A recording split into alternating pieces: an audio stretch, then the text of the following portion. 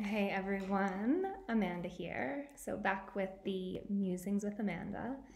And I'm just really excited about today's topic. I'm really loving the chance to kind of dissect and unpack things with you and maybe give a little bit of my personal and professional insights into things that I don't know that we talk about enough, or maybe it's that some of these things don't feel as easily accessible. And my hope is that I can respectfully simplify things and give you ways to look at things and yourself a little bit different.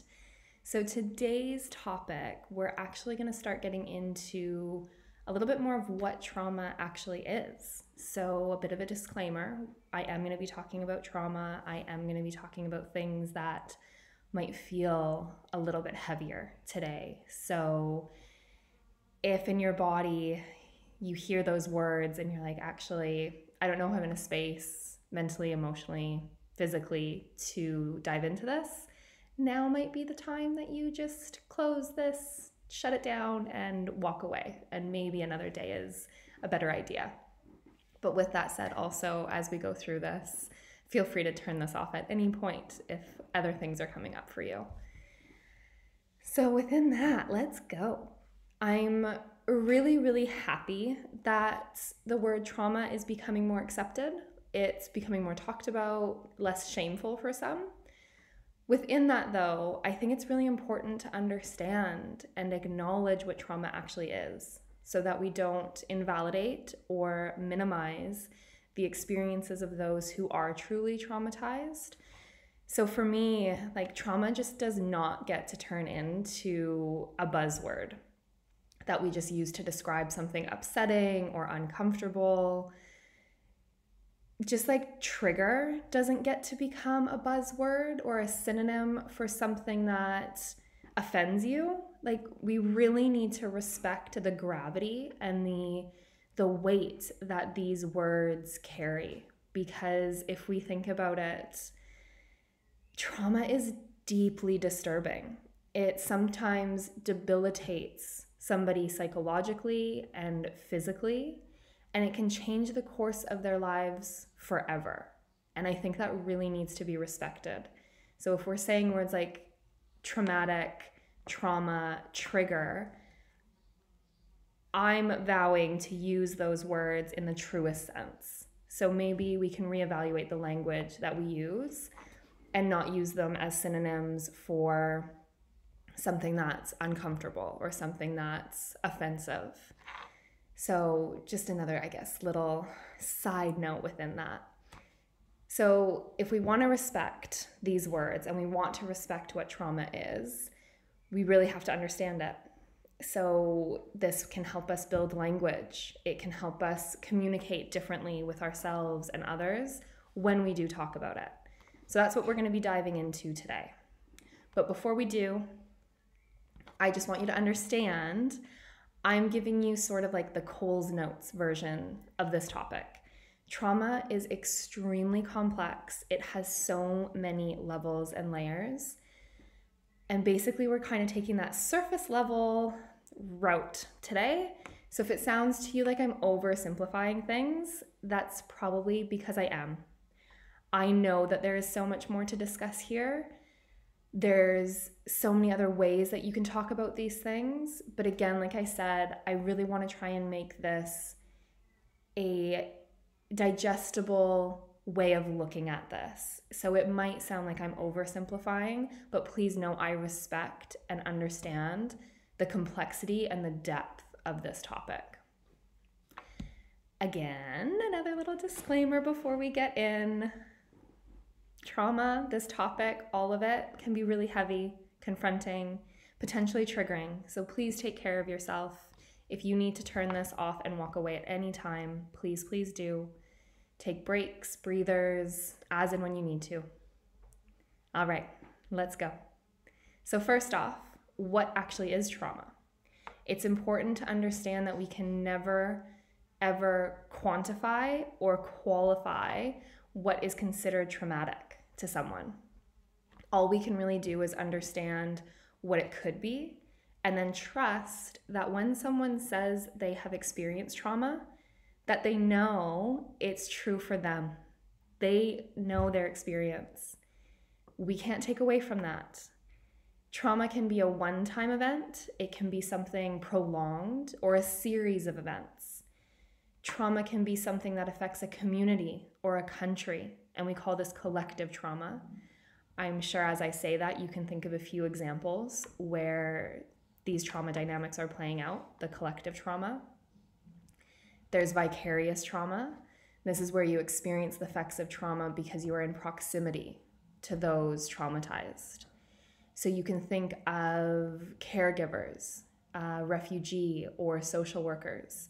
You can think of palliative care nurses. But let's also consider friends and family of those who have experienced trauma. So it's kind of like they take on the trauma as their own because someone that they care about or someone that they're working closely with over a longer period of time has went through it. It's because of the exposure to someone else's experience with trauma over long periods of time that you can develop vicarious trauma. And I think that's a really important thing to note because with this knowledge, we can see that quite literally, every single person either has had a traumatic experience or is in proximity to someone who has. And within that, they might have experienced vicarious trauma. So maybe within all of this, I'm hoping that we can hold a little bit more compassion for ourselves, our neighbors, knowing that everyone has a story. Everyone is coming from something. Everyone is holding on to something too big to carry. So let's do the work to maybe help lessen that load a little bit. I'm here for it. I want to help unpack all of the baggage so that we can rebuild a society and a world with less traumatized and traumatizing systems and structures. I want everyone to feel safe, seen, and heard. And that's why I'm really, really passionate about these conversations and making it more accessible. So within all of this, we see that trauma can actually be looked at as if it's on a spectrum, right? So we can see that there's one end of it, and then there's another end of it, and there's everything in between. I think this is where people find it useful to say things like big T trauma or little t trauma, and this kind of helps them maybe explain to others where it is on this spectrum that they're experiencing their trauma. Keywords, their trauma. Not for anyone else to decide, it's their experience and it is for them. We can hold space for that. But again, we don't get to quantify or qualify.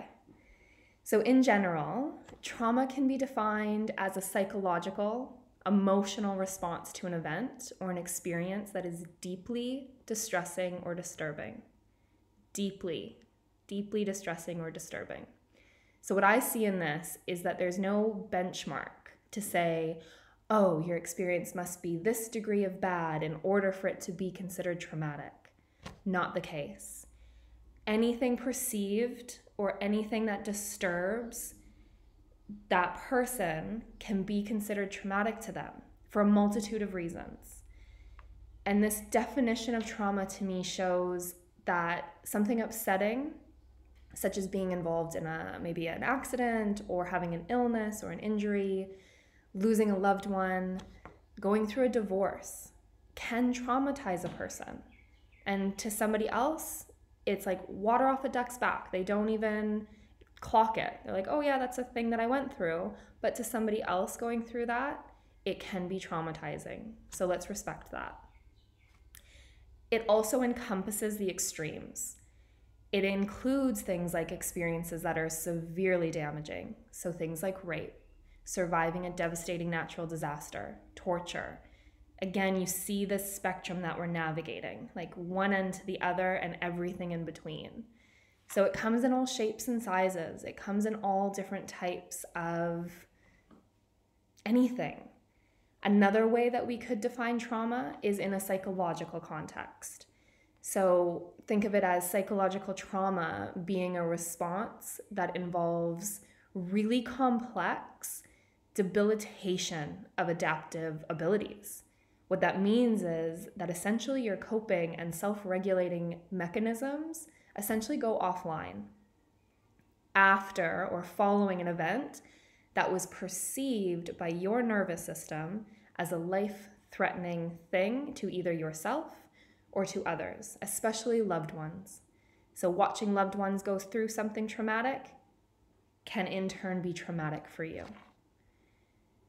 So there's so much going on. There's so much going on in this, because then we have post-traumatic stress disorder, or PTSD. And this is a set of alarm responses that occur when a survivor's nervous system remains on high alert after trauma in order to protect them against further harm. So they don't come back to their baseline. They don't come back to a regulated balance between parasympathetic and sympathetic responses.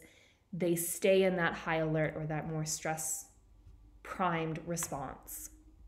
So the survivor's alert system responds to any reminders of that traumatic memory or a threat, anything that triggers, in the truest sense of the word, triggers them to feel as though they're back in that situation. This is where we get things like flashbacks and the symptoms that come along with PTSD. So over time, they can actually collect additional triggers. They get added to the list of stressors, and it can become really complex and a lot harder to distinguish the original triggers. So it can be really hard for people to navigate the world when they don't know what's potentially going to trigger them, in turn developing into something way more complex. So the acknowledgement of PTSD came when veterans coming back from the war in Vietnam were experiencing things like what they called shell shock or war neurosis. They realized that veterans were having severe flashbacks and other devastating effects that made their whole being feel and act as if they were back on the battlefield, even when they were miles away and in the safety of their own homes. So I remember a story where this veteran who came back from Afghanistan, anytime he was in the shower, he got severely triggered. And what he eventually discovered is that his wife had swapped the body soap that they used, and the new scent of this body soap smelt exactly like the soap he used when he was in Afghanistan. So that smell triggered him being back in that place, and he would have severe anger, flashbacks, all of it. So we can see just how complex it can be to navigate when you're in that space. And then there's complex PTSD, or CPTSD. This is like the even more complex sibling of PTSD. So this results from repeated trauma over months, years, rather than a more single event like in PTSD. So this complex PTSD can stem from things like abuse, neglect as a child, things like domestic violence, absolutely, or other events that are long lasting. So imprisonment, anything like that, that it happens over a long period of time, it can develop into that more complex space of PTSD. We also have developmental trauma, and this occurs early in life and disrupts the normal sequencing of brain development. What this means is that there's a disruption in other aspects of development. So when the brain doesn't develop in the sequential way that it's meant to as a young one, this can disrupt things like your emotional, your physical, cognitive, and social developments. You can think of it this way. In the first years of your life, the brain develops kind of from the bottom up. So the lower parts of your brain that are responsible for things like ensuring your survival, responding to stress, making it so that you feel safe and secure. That's different than the upper parts of the brain that are responsible for your more executive functions. So things like making sense of what you're experiencing, making moral or value-based decisions, rational or logical decisions, critical thinking, that sort of thing. So the development of the upper parts depend upon prior development of the lower parts. In other words, so think of it maybe this way. The brain is meant to develop kind of like a ladder. So from the bottom up, like maybe like Lego building blocks that you put one on top of the other, that kind of thing. So when stress responses, typically due to persistent neglect, abuse, anything that's chronic or prolonged, even quick, acute stressors, when these stress responses are repeatedly activated over that extended period in an infant, toddler, child, that sequential development of the brain is disrupted and disturbed. So yes, the ladder still develops, the brain still develops, but the foundational steps are missing. Many things that follow can be slightly out of balance.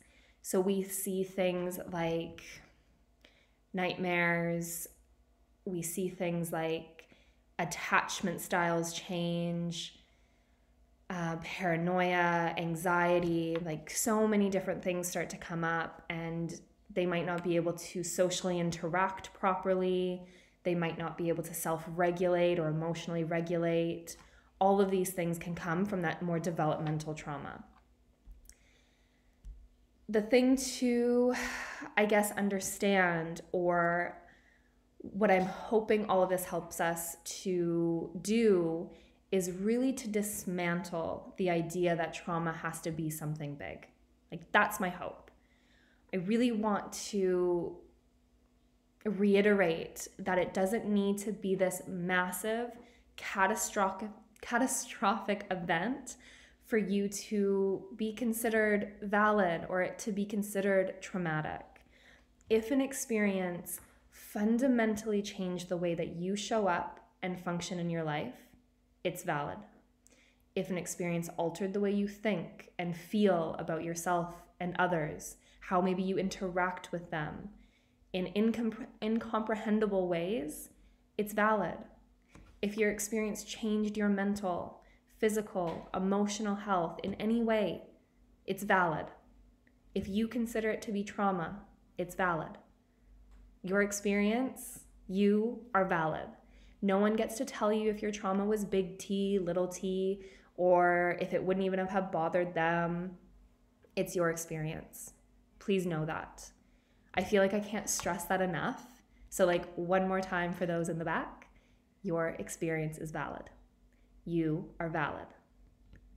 Okay.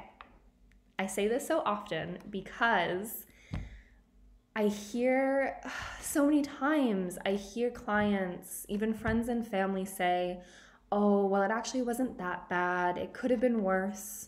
Or things like, well, at least such and such didn't happen, so really I should consider myself lucky. No, that breaks my heart, because what it shows is that society has conditioned us to suck it up, toughen up, get on with it. Things could be worse, blah, blah, blah. All of that, I'm not buying into it. Not here for it, and I don't want to be a part of it. I don't want people to feel minimized or invalidated just because their experience isn't deemed extreme to outsiders. So I'm here to validate and say that, yeah, your experience is your experience, and I'm here to hold space for that. So one example that I think of, one that comes to mind, is a woman that I worked with while she was trying to overcome this like really, really deep-seated self-esteem and confidence issues. They were taking a massive toll on her life. She knew she needed help, but she didn't know where to turn. She felt like she had tried everything. So we started working together in a multitude of different ways. And the more that we explored what was really going on, we started to actually unpack what her younger school days were like for her. She vividly recounted this one class where for exams, you were called to come up and stand in front of your entire class while the teacher basically barked exam questions at you rapid fire. And if you took too long or like stuttered your answer, you were instantly ridiculed and told to sit down. Like you were just shut down. Nope, not good enough, sit. I could not believe that this was a thing. But yeah, it happened. That's how people facilitate a class. Yeah, okay. So that moment of her being completely and utterly humiliated in front of her peers, in front of the authority figure of the teacher, ingrained itself. It imprinted itself into her physiology and her nervous system. It's stored at a cellular level because that was traumatizing for her, and rightfully so, valid. It created a belief that she was stupid and that she had to work from that moment on. She had to be perfect. She never wanted that experience to happen again. And that was like on an unconscious level. That was her little ego self, her protector self saying, nope, we are never going to feel that embarrassed, that shamed ever again. So that moment of her self wanting to survive is what developed these coping mechanisms. And she didn't really realize that this moment was traumatizing. So she knew it was embarrassing, like intellectually she knew it was embarrassing, but like most people, she minimized it and tried to just blow it off. Like she shouldn't be making a big deal of it. She's like, oh, it was years ago, that really shouldn't be a thing. But on top of that, she also never received the support from her parents, her caregivers, when she went home and told them about it. They told her she just needed to work harder. She just needed to study more. So we see here how it can be so easy for outsiders to dismiss things and blow them off as if they're nothing. And this can further the trauma. It can further ingrain what that experience was for someone. But remember, that person, that external person who is dismissing you or minimizing your experience did not have to live through it. It's easy enough for them to say it's no big deal because they didn't have to live it. They didn't have to feel it in their body, so they have no idea. So they really can't say. And they might be trying to make you feel better by saying, oh, it's not that big of a deal. But know that if it's a big deal to you, it is. So we have to remember that because everyone is so uniquely different, so in terms of their thoughts, beliefs, their stories, their nature, their nurture, all of that, this means that even if they did experience that exact same situation, it doesn't mean that it would be traumatizing for them. And that's okay. Perfectly okay. So let's look at it this way. Maybe this will help this land a little bit more. Pretend two people are standing on the platform for a bungee jump. They're strapped in, ready to go. One person is super stoked, really, really excited. They're like, yep, love it, let's go. The other person is terrified, hates the fact that they're about to do this, want no part of it. They're actually ready to leave. Internally, they are having almost the exact same physiological response. Adrenaline and other hormones are coursing through their body. Their stress response is on. Heart is pumping, palms might be a bit sweaty, breath is changed, all of the things. The difference here, though, is the filter through which these people see the experience. One person feels their heart pounding, feels the adrenaline rush, and loves it. They think that it makes them feel alive. It's exciting. They're here for it. They're ready to go. The other person interprets it and perceives these feelings as a potential threat to their safety. So the knots in their stomach are actually warning them that something bad might happen. And they can start to play out every worst case scenario. Makes them feel really unsafe, like they're not ready to do this, that it's really dangerous, won't be fun, all of those things. So same, but completely different. So from this point on, knowing that, maybe let's just agree to mind our own business and allow people to have the experience that they are having. or have had, with no judgment, no attachment. Why does it matter to us what other people explain or experience something as? Let it be valid and feel into what it would be like to simply hold space for their experience in the same way that you would want somebody to hold space for your trauma, for your story, for your experience. It's all about compassion and really finding what that looks like for us. All right, so now that we know a little bit more about trauma and just how complex it really is, let's quickly talk about the aftermath for some people. So within this, remember, everyone will experience, process, integrate, and heal in different times and different ways. And it's perfect. Everyone is on their own journey, and as you can tell, that's the point that I really want to drive home. But the shock of trauma can change and impact all systems. So you can think of this cognitively. Trauma affects the ability to process thoughts and allow you to make good judgments.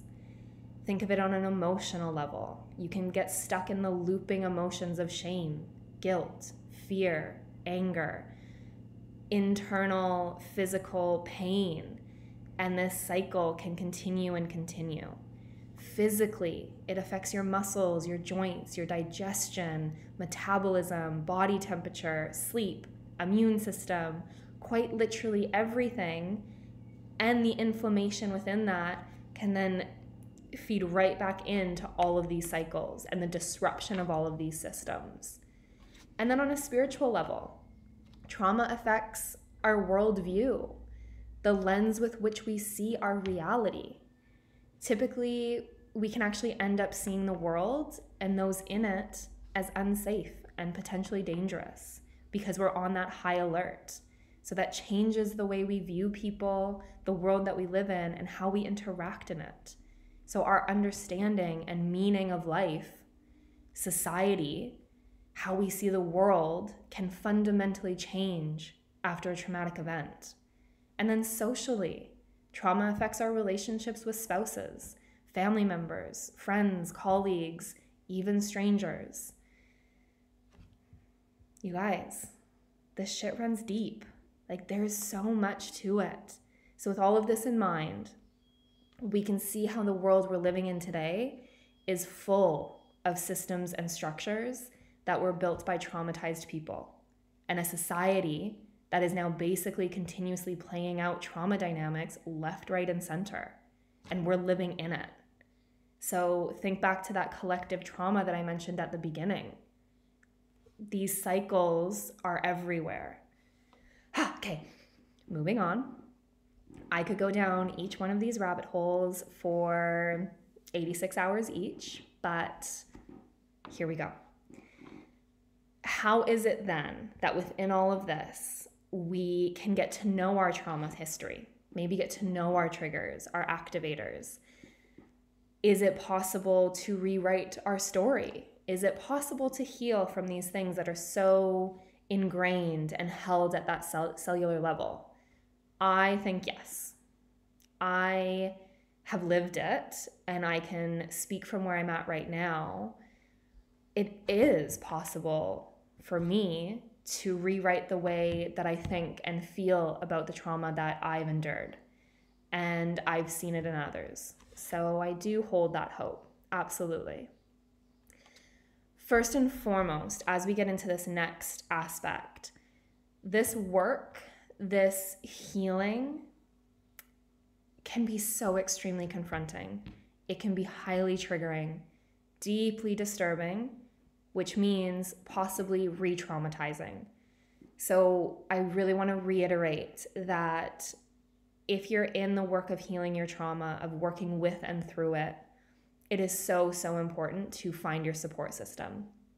Have your tribe, your crew, your whatever you want to call it, at the ready, in your back pocket, ready to go before you decide to go on this deep dive. Because the last thing is to potentially undo all of the work that you've done up to this point. So maybe it's trusted friends, family, therapist, counselor, psychologist, whatever. Make sure you have your external resources that can then help guide you and be there for you to lean on if things become too much. I don't want this work to be re-traumatizing because I don't believe it needs to be. When this is approached safely, with respect, support, and guidance, it's doable. It's absolutely doable. So that's my little disclaimer of, before you start doing this work, set yourself up for safety and success rather than risk the potentiality of undoing all of the incredible work that you've done up until this point. All right, so first thing to understand is that our memories are stored explicitly and implicitly. So we have explicit and implicit memories, and this is important to understand when it comes to healing. And I think you'll understand why I explain them in this way. So explicit memories are the intentional recollections of factual information, previous experiences, concepts. They're all conscious. So we're aware of the facts, and we can typically recall them in a way that has order, kind of has like a storyline to it. You can maybe see or think of people that you know. It might be a certain location that you're reminded of. You can see the colors. Maybe you can even smell things, landmarks, all of that. On the other hand, traumatic memories are implicit. And implicit memories are stored in an unconscious form. Implicit memory is a type of long-term memory that's related to the impact that activities and experiences can have on your behavior. They can be really easily activated by inputs from our senses in the present moment. So think of smell. So olfactory sense, like the smell and scent of things, is one of the closest related to memory. You can see something, smell something, taste, touch something, and it can activate this implicit memory. Within that, they can cause us to intensely experience reminders of something that happened to us in the past. They can bring us right back there. So an experimental example of an implicit memory is something that they call threat conditioning. So this is an example to maybe help you realize what this starts to look like. So in a lab, a harmful stimulus, such as an electrical shock, which triggers an innate threat response. So the shock triggers your threat and stress response. They pair that shock with a neutral stimulus. So maybe an image, a sound, or a smell. So they show you the thing, and then you get the shock. So you start to associate these, you link these together in your brain. The brain forms a strong association between that neutral stimulus and the threat. So now this image, sound, smell basically acquires this ability to initiate an automatic unconscious threat reaction in the absence even of the shock. So you with me? So basically, after this conditioning has happened, you see the image and feel the pain even though there's no shock that actually occurs.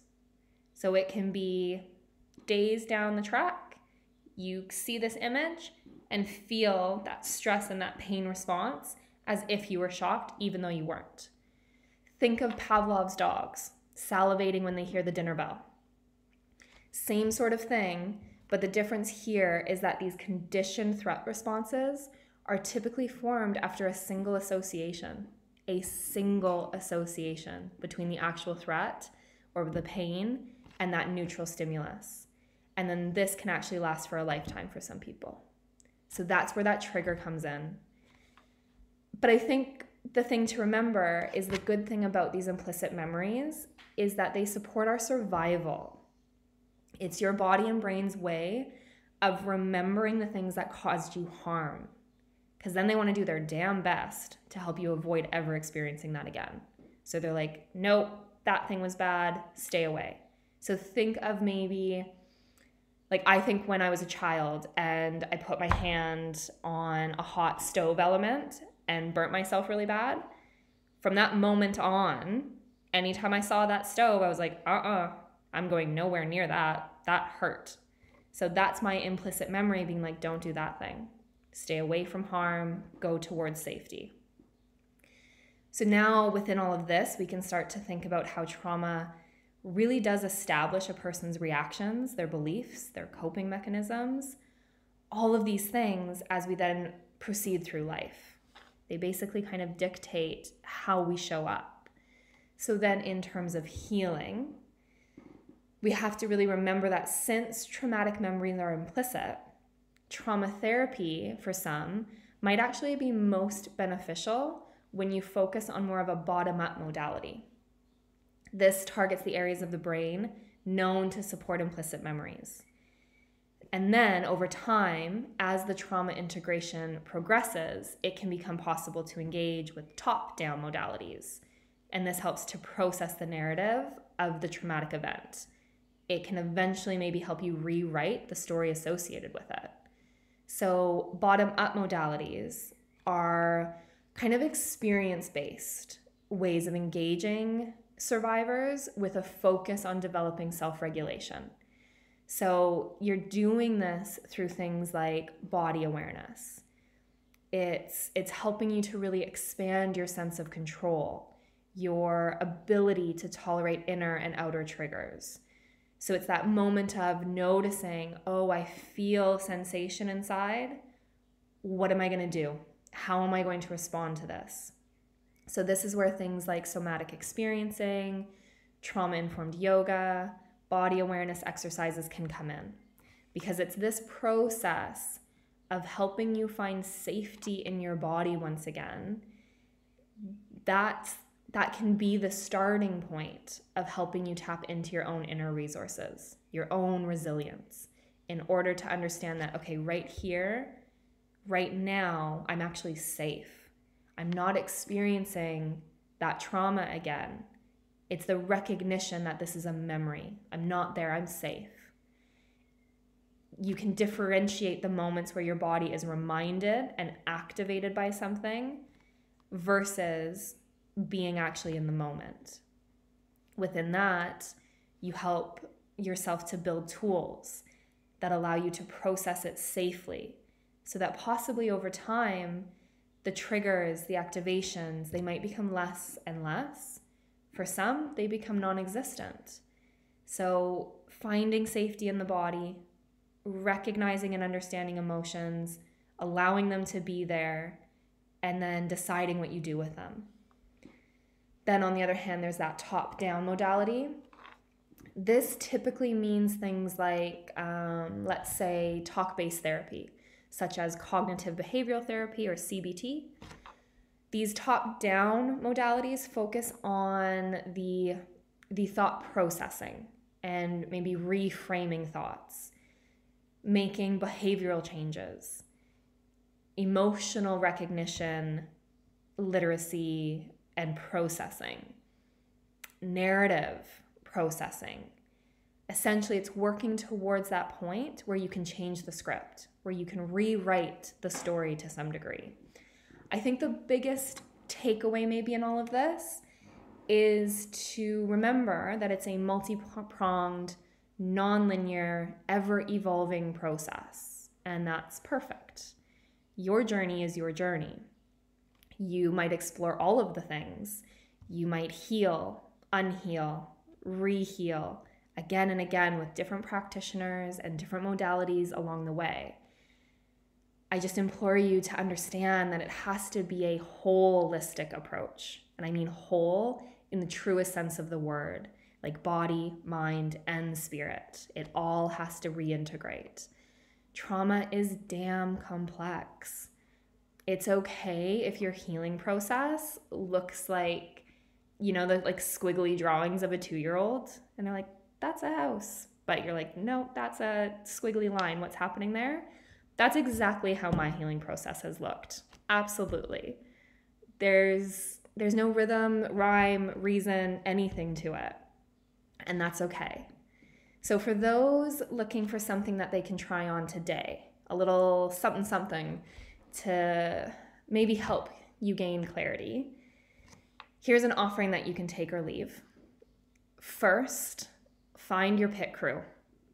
Who is it that you trust in the boxing ring with you, that you would want to go to battle for yourself with them beside you? Who are your people? Is it friends, family, therapists, other practitioners? Don't go this alone.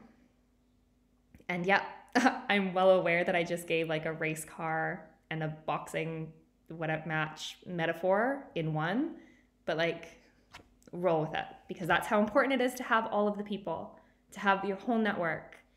It's so, so important. It takes a village. Absolutely. From there, I really do believe the first thing to do is acknowledge your badass survivorship up until this point. Like, you fucking made it. You're here. Sorry, not sorry for the language, because I think it's a big deal. You're here. Your brain, your body did exactly what it was meant to do and got you through whatever traumatic experiences you've had up until this point. That is incredible. So take a moment, maybe take the pressure off slightly and acknowledge your badassery. Maybe that feeling of acknowledgement, of badassery, can be something that you can come back to, that you can remind yourself of when you're feeling low or when you're feeling maybe overwhelmed. Maybe you're having a day where you feel like less of a badass, and you can have that moment of like, right, I got here. I did it. That right there is resilience. That ability to be able to not be okay and not feel okay, but then to remind yourself that you have lived through hard times. You've experienced hard things before, and you sure as hell can get through whatever is coming your way. So keep going. For me, it's really about noticing how I feel when I'm solid, when I'm clear, when I feel grounded. What does it feel like to feel my best? And how can I remind myself of this during the hard times, the activated or the triggered times? Because it's not always going to be rainbows and butterflies. Even when you get going on your healing journey, there's going to be ups and downs, ebbs and flows. But in the moments that it's hard, it's that reminder or that light at the end of the tunnel that we know it's possible to feel better, because we can remind ourselves of what it feels like to be at our best. We can also remind ourselves that we can get back to that space. We can create that again. Holy, I just threw so much information at you.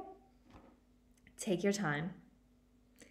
Let that either sink in or wash over you, whatever you need. In the show notes, we'll add a list of like hotlines, different resources, and other tools that might be useful for you if you're feeling a little bit overwhelmed or if you're feeling activated after that episode. But they can also be resources that you can just have in your back pocket as future resources for maybe yourself or others. I believe that the more tools you have in your belt, the more of your own advocate and anchor you can be. And that's what this is about. It's about trusting that only you can do this. Yes, you can have resources and people supporting and for you to lean on, but you've got this. You have absolutely got this, and only you can do this work. So I want to equip you with all of the knowledge possible so that you can continue and keep going. So thank you so much for spending this time with me. I would love to hear your thoughts, to hear your questions. If there's any other topics that you really want me to dive into, it doesn't have to do with trauma. It can be quite literally anything. Like, I will talk about anything from nutrition to yoga to energy to You guys, literally anything, whatever you want to get into, I am here for it. Just let me know and we'll unpack it together. So take care of yourselves, rest well, and go easy.